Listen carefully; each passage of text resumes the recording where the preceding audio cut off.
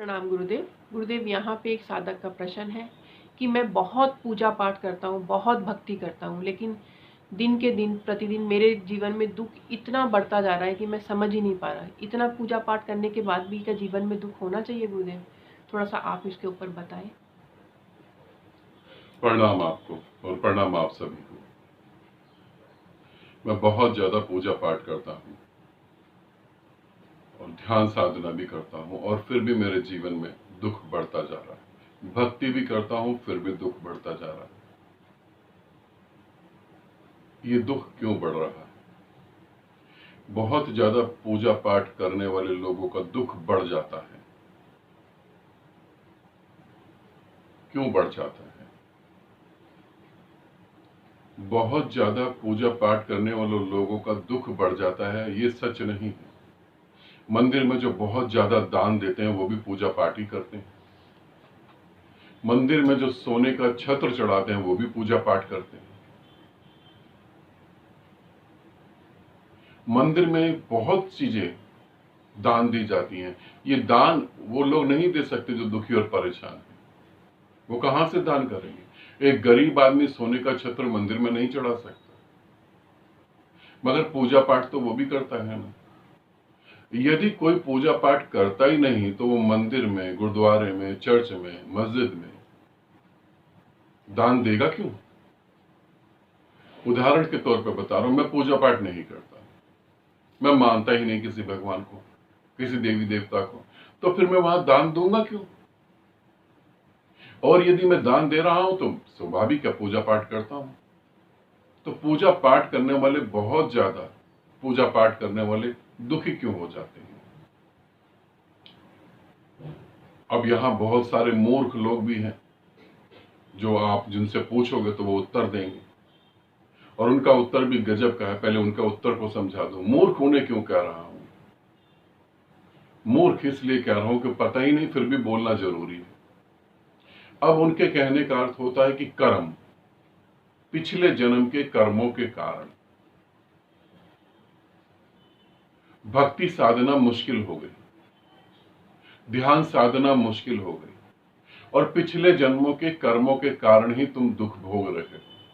पहला आंसर, अगर पिछले जन्मों के कारण ही मैं दुख भोग रहा हूं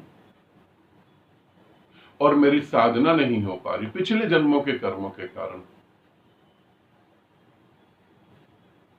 तो फिर मैं कर्म ही को भोग लूं, फिर भगवान का अस्तित्व कहां रहा? अगर कर्म ही भोगने हैं तो भगवान का अस्तित्व कहां रहा? फिर तो मैं अपने कर्मों के कारण खुश होऊंगा ना, फिर तो मैं कर्म करूंगा तो खुश होऊंगा। फिर पूजा पाठ किसकी करूं मैं, और किस लिए करूं? यदि मैं पूजा पाठ करता हूं और मैं पिछले कर्मों के दुख भोग रहा हूं इस जन्म में, तो इसका मतलब भगवान तो उसमें कुछ नहीं कर रहा। फिर तो मुझे नास्तिक होना चाहिए। मुझे अपने ही कर्म भोगने हैं तो मैं किसी का हाथ क्यों पकड़ूंगा? अगर थोड़ी सी भी बुद्धि होगी यहां पर तो तुम सोच सकते हो। और जो मूर्ख लोग तुम्हें उत्तर दे रहे हैं उनकी मूर्खता भी समझ सकते हो। कैसे लोग तुम्हें फुद्दू बना रहे हैं, पागल बना रहे हैं। पिछले जन्मों के कर्म, अरे भाई कोई तो जन्म ऐसा होगा जिसमें सब कुछ होगा, कोई तो जन्म ऐसा होगा जो कर्म से पहले होगा, कर्म ही नहीं होंगे। कहीं तो कुछ ऐसी शुरुआत होगी। अब पिछले जन्मों के कर्म भोग रहे हैं इसीलिए हम दुखी हैं, और पूजा पाठ कर रहे हैं इसीलिए पूजा पाठ सफल नहीं हो रही। जो तुम्हारे कर्म ही ना बदल पाए, वो किस बात का भगवान, वो किस बात का देवी देवता, जो तुम्हारे कर्मों को ही नहीं बदल पा रहा है और तुम फिर भी दुखी हो? तो ये तो उत्तर हुआ ही नहीं। ये तो बला टालने की बात है कि एक आदमी ने पूछा, सड़क पे एक आदमी बैठा है, वो रिक्शे का टायर पंचर हो गया है, साइकिल का टायर पंचर हो गया, वो पंचर लगा रहा है, और एक आदमी उससे जाके पूछता है हवाई जहाज का टायर पंचर हो गया तो उसका पंचर कैसे लगाएंगे? अब ये जो सड़क पे बैठा है साइकिल का पंचर लगाने वाला जो है, इसकी कोई गलती नहीं है। पूछने वाले की गलती कि वो पूछ किससे रहा है। मगर उत्तर तो वो साइकिल का टायर जो पंचर लगा रहा है सड़क पे बैठा हुआ, वो उत्तर तो जरूर देगा। ऐसी तुम्हारे गुरु हैं। अब ये उत्तर तो जरूर देंगे, तुमने पूछा है तो, मगर उत्तर ऐसा गोल मोल होगा कि कर्मों के कारण तुम दुख भोग रहे हो। तो भाई कर्मों के कारण भोग रहे हो तो फिर पूजा पाठ किस बात की? कर्म ठीक हो जाएंगे, सब ठीक हो जाएगा। फिर कर्मों को ठीक करने के लिए भगवान की पूजा करो और पैसा देते रहो। दूसरा उत्तर, भगवान परीक्षा ले रहा है। ये कैसा भगवान है जो परीक्षा ले रहा है? आदमी मरे जा रहा है पूजा पाठ करने में, उधार पैसा लेके पूजा पाठ कर रहा है। खाने को कई बार रोटी नहीं है, घर में कलेश मचा हुआ है, घर में बीमारियां हैं। ये कैसा भगवान है जो परीक्षा ले रहा है? ये भगवान है या राक्षस है? ये भगवान है या कसाई है जो परीक्षा ले रहा है? मगर नहीं, तुम्हें बताया जाता है, तुम भी हाँ हाँ करते तो हाँ ठीक है भाई, परीक्षा ले रहा है।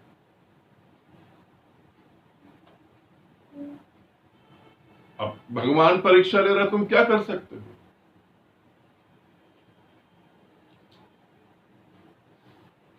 जब मूर्खों से पूछोगे तो वो यही कहेंगे कि भगवान परीक्षा ले रहा है। और एक दिन परीक्षा खत्म होगी। जब हम बहुत ज्यादा पूजा पाठ करते हैं तो हमारे जीवन में दुख बढ़ता है। पहली बात तो ये गलत है कि दुख बढ़ता है, दुख नहीं बढ़ता। जिनके जीवन में दुख बढ़ता है वो किस कारण से बढ़ता है वो समझने की कोशिश करो। जब हम बहुत ज्यादा पूजा पाठ करते हैं तो पहले तो ये देखो पूजा पाठ का जन्म कहां से हुआ,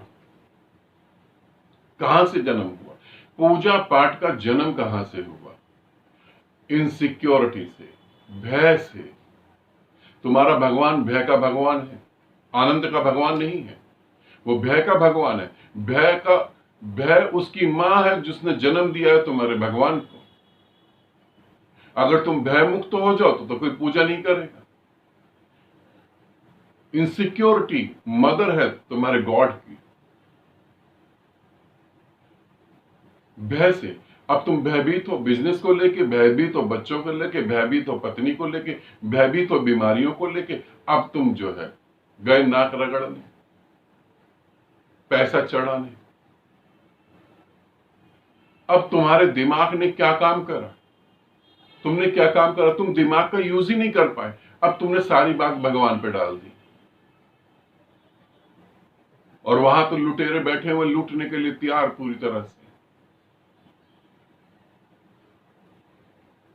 अब उन्होंने बताया, जो मैंने पहले बताया ऐसे ही उत्तर होते हैं। अब उन्होंने बताया कि भाई ये बात है, तुमने और पैसा चढ़ाया और अब तुम डिपेंड हो गए पूरी तरह से, इन पत्थर की मूर्तियों के प्रति डिपेंड हो गए, ये खोखली कल्पनाओं के प्रति डिपेंड हो गए। अब तुमको लगता है जो भी कुछ है वो भगवान ही करेगा। परीक्षा ले रहा है, पिछले जन्म के कर्म है।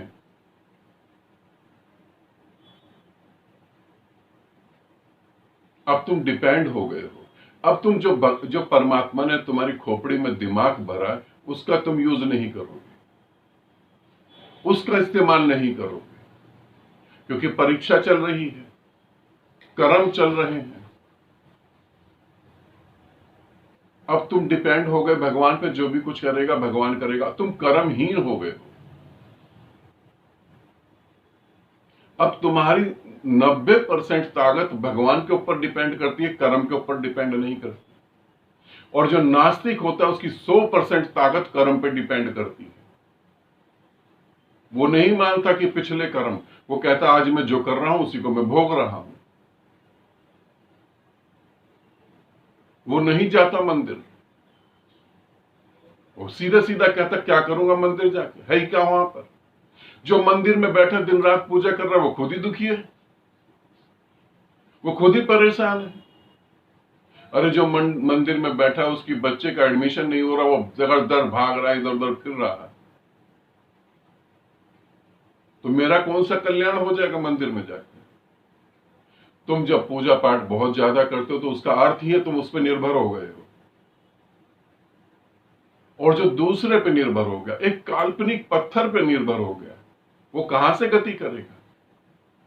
उसकी बुद्धि ही नहीं काम कर रही। कोई सपना देख लिया, घबरा गए, हाथ पांव फूल गए, चलो भागो मंदिर। बच्चे के एग्जाम चालू हो रहे हैं, उसको समझा दिया, लो फूल पकड़ो, ये चरणामित्र पकड़ो, ये पकड़ो, वो पकड़ो, गंगा जल पकड़ो, जाओ मंदिर, पूजा करके ही जाना है तुम्हें एग्जाम देने, पूजा करके एग्जाम देने जाना है। नंबर देवी की कृपा से ही आएंगे, नंबर देवी की कृपा से आएंगे। तो प्रिंसिपल की जगह देवी की मूर्ति रखो स्कूल में। बच्चे को आत्मनिर्भर होना तो सिखा ही नहीं रहे। भगवान तुमको कहीं गरीब नहीं बना रहा, भगवान तुमको कहीं दुखी नहीं कर रहा। और जिस भगवान की तुम बात करते हो, मेरे से पूछो भगवान है ही नहीं, वो तो मुझसे पूछो तो वो भगवान ही नहीं है। सिर्फ तुमने अपनी कल्पनाएं थोप दी हैं और कुछ भी नहीं करा, सिर्फ अपनी कल्पनाएं थोप दी हैं। जितने भी बुद्ध पुरुष हो, चाहे कृष्ण हो, चाहे वो शिव हो, चाहे कोई भी हो, जितने भी बुद्ध पुरुष हुए, उन्होंने कभी नहीं कहा कि तुम कर्महीन हो जाओ। मगर उनके आगे जितने भी दलाल बैठ गए, एजेंट बैठ गए, चोर बैठ गए उनके आगे, उन्होंने कहा बिल्कुल तुम करो पूजा, आओ चढ़ाओ प्रसाद। पूजा पाठ करने वाला दुखी होता है, मूर्ख हमेशा दुखी रहता है, क्योंकि मूर्ख अपनी बुद्धि का इस्तेमाल नहीं करता है। जो पंडितों पर निर्भर हो गया वो क्या जिंदगी जिएगा? और पंडित तुम्हें अपने ज्ञान से कुछ बताता है, पंडित तुम्हारे पैसे की वजह से कुछ बताता है, ज्ञान से नहीं। यदि पंडित को ज्ञान होता तो वो यही कहता कि निराकार की शरण में जाओ। जैसे कृष्ण ने अर्जुन को बोला कि सब छोड़ के मेरे अंदर, मेरी शरण में आ जा, मेरे अंदर मेरी शरण में आ जा, अर्थात निराकार की शरण में आ। इन्होंने इस बात को भी तोड़ मोड़ के बना दिया कि आओ वृंदावन में बाकी बिहारी के पास।